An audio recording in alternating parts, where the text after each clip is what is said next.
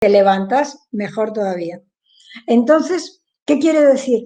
Que cuando el cuerpo tiene necesidades fisiológicas para resolver, el cuerpo lo manifiesta y cuando tú lo solucionas, pues el cuerpo te devuelve una sensación de bienestar.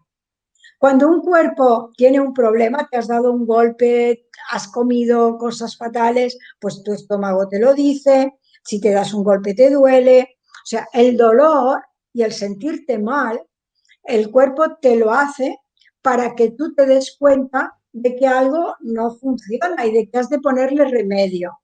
¿Mm? Entonces, cuando hay que ponerle, cuando algo no va, el dolor no sirve para solucionar, porque hay que solucionar algo.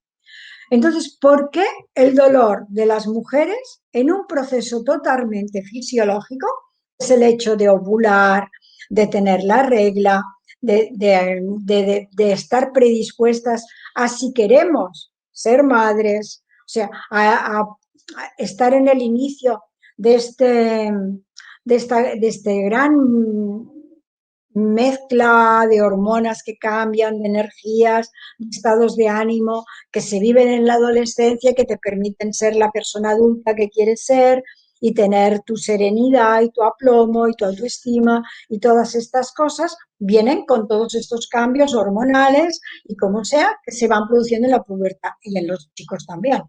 Entonces, si todo esto tiene que ver con esta regla, con estas ovulaciones, con que tus ovarios estén ya funcionando súper bien, como en los chicos los testículos que van haciendo sus espermatozoides, ¿no?